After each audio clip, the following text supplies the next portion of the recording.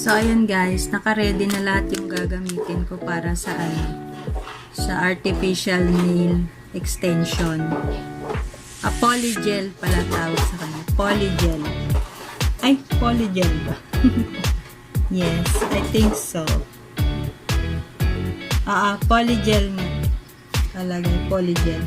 So, nalinis ko na yung daliri ko kasi kailangan malinis siya.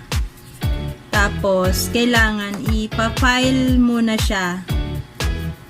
Yung magaspang ang gagamitin natin.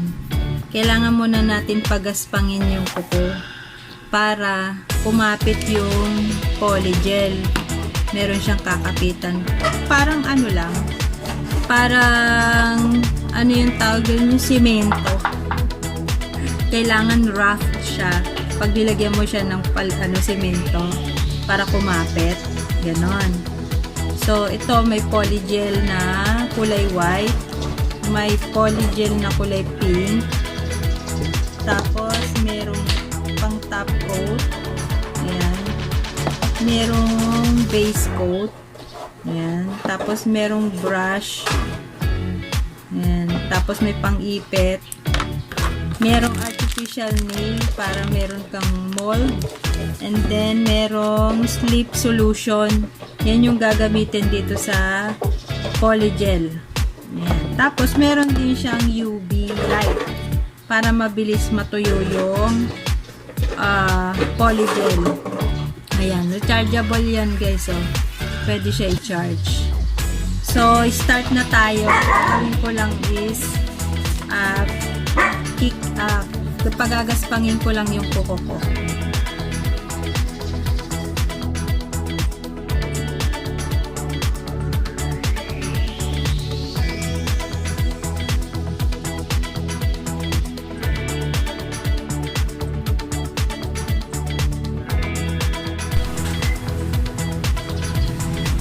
So, ayan na siya guys. Na-file ko na yung ibabaw ng kuko.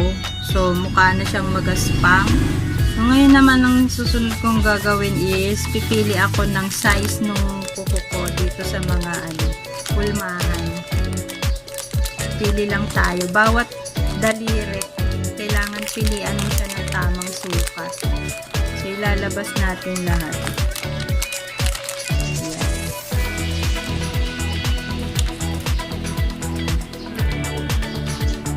So, itong malapad, yan.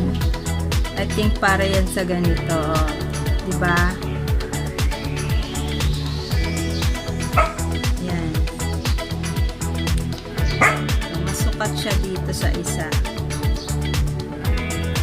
So, itatabi ko to dito para dito sa kabilang side. Ito pang isa. Ayan, sukat naman siya dito sa kabila. Ayan. So, dito ko naman siya sa kabila ilalagay. Next natin is dito. Masyadong malaki.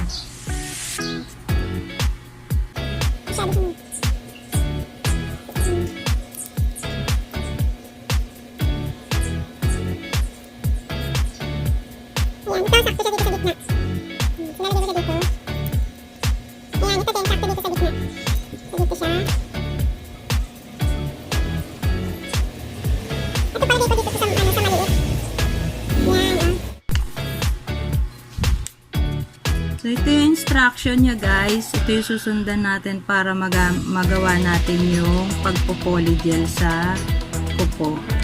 Ayan. Basahin ko lang siya guys.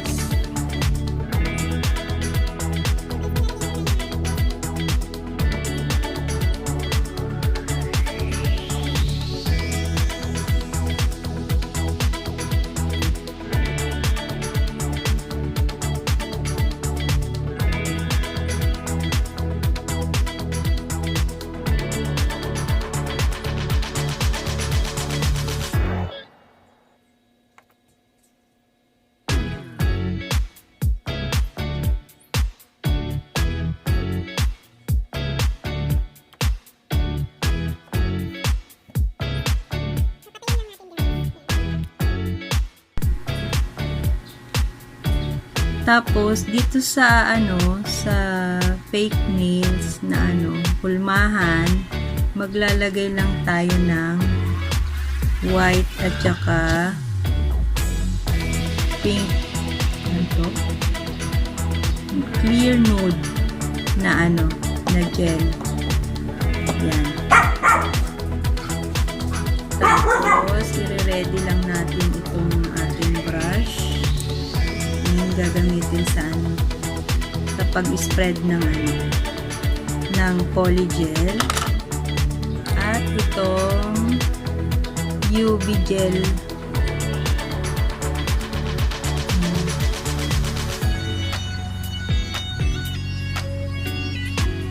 Ito yung UV poly UV gel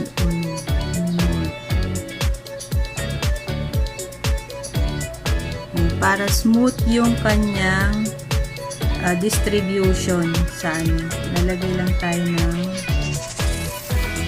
dito sa ito siguro na ito.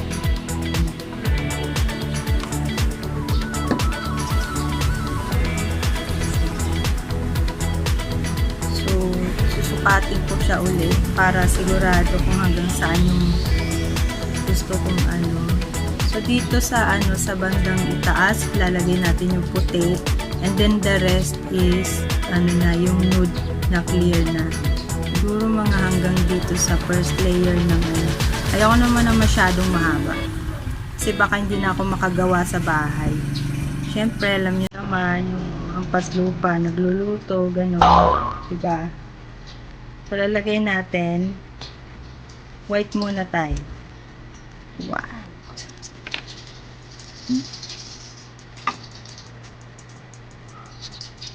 Hindi ko pala ito nakabukas. Kala ko nakabukas na.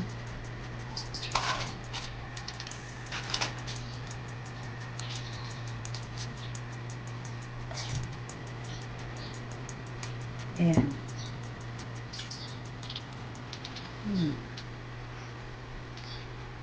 Parang hindi pa tuyo yung base ko.